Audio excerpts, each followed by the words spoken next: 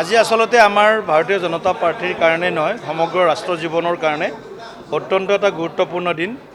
ভাৰতীয় জনসংঘৰ প্ৰতিষ্ঠাপক ডক্টৰ শ্যামাপ্ৰসাদ মুখাৰ্জীৰ আজি পবিত্ৰ মৃত্যুদিন বলিদান দিৱস হিচাপে আজি আমি ৰাজ্যিক কাৰ্যালয়তে আয়োজন কৰিছোঁ। সমগ্ৰ দেশত আয়োজন হৈ আছে, কাৰণ তেখেতে দেশৰ কাৰণে তেওঁৰ নিজৰ জীৱন বলিদান দিছিল।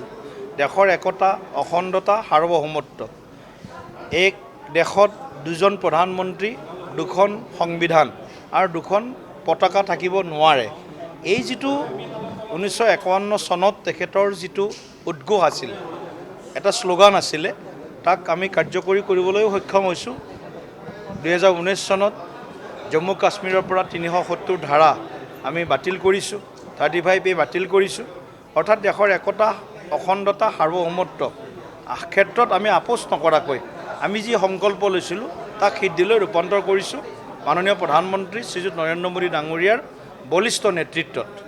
আৰু আজি আমি দেখিছোঁ, আজিৰ এই বলিদান দিৱসটোতেই গুৱাহাটীত প্ৰায় 3 শতাধিক আজি বিভিন্ন মহাবিদ্যালয়, বিশ্ববিদ্যালয় আৰু বিভিন্ন ৰাজনৈতিক দলৰ যুৱ শাখাৰ কৰ্মীসকলে আজি যোগদান কৰিছে।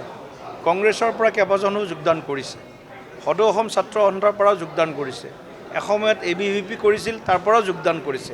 অৰ্থাৎ ডেকা শক্তিয়ে ভাৰতীয় জনতা পাৰ্টি বা ৰাষ্ট্ৰীয়তাবাদী চিন্তনটোৰ লগত ৰাজনৈতিক ক্ষেত্ৰখনৰ ভিতৰত ভাৰতীয় জনতা পাৰ্টিৰ ওপৰত আস্থা আৰু বিশ্বাস ব্যক্ত কৰিছে।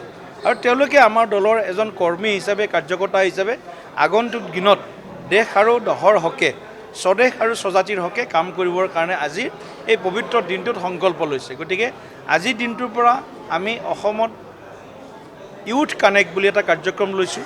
সেই যুৱ সংযোগ অধিকাধিক যুৱক, তেওঁলোকে যাতে আমাৰ দলৰ আদৰ্শ, দলৰ যিবিলাক কাৰ্যসূচী আৰু চৰকাৰখনৰ যুৱকসকলক লৈ যি সপোন আছে, সেই সপোন যাতে সাৰ্থক কৰিব পাৰে, চৰিতাৰ্থক কৰিব পাৰে, তাৰ কাৰণে যুৱ শক্তিক আমি লগত লৈ আমি আগন্তুক দিনত আমি আমাৰ সমাজখনক, আমাৰ ৰাজ্যখনক আমি সমৃদ্ধিশালী কৰাৰ কাৰণে আৰু শক্তিশালী কৰাৰ কাৰণে আমি কাম কৰিম। লগতে 26ৰ বিধানসভা নিৰ্বাচনৰ কাৰণেও এই যুৱ শক্তিক লগত লৈ, যেনেকৈ 2014 চনত এটা অত্যন্ত প্ৰবল যুৱ শক্তিৰ সোঁত নৰেন্দ্ৰ মোদী ডাঙৰীয়াৰ দিনত লগত আছিলে, ভাৰতীয় জনতা পাৰ্টিৰ লগত আছিলে, 19 চনত আছিলে, 24 চনতো আছিলে।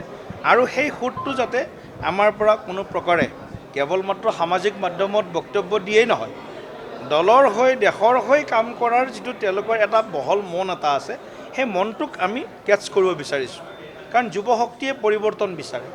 যুৱ শক্তিয়ে যি তেওঁলোকৰ মাইণ্ডছেট, যিটো মানসিক যিটো তেওঁলোকৰ স্থিতি হয়, সেইটো অন্য যিসকল এজেড লোক আছে তাৰ লগত তেওঁলোকৰ যুৱ শক্তিৰ চিন্তা, যুৱ শক্তিৰ বিচাৰটো অকণমান তেওঁলোক পৰিৱৰ্তনকামী এটা তেওঁলোকৰ মনটো সদায় থাকে।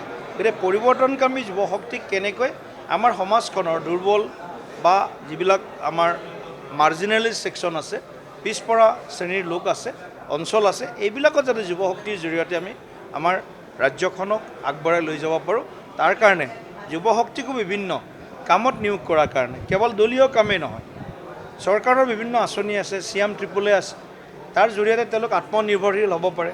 2 লাখ টকাৰ, 1 লাখ টকাৰ ছাবচিডি আছে।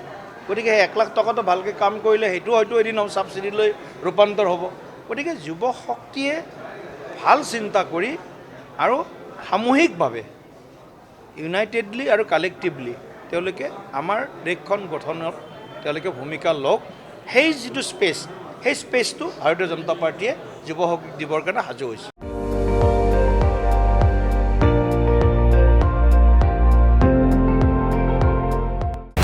আপুনি চাই আছে ND24, সৰ্বশ্ৰেষ্ঠ নহয়, সৰ্বোত্তমৰ দৌৰ।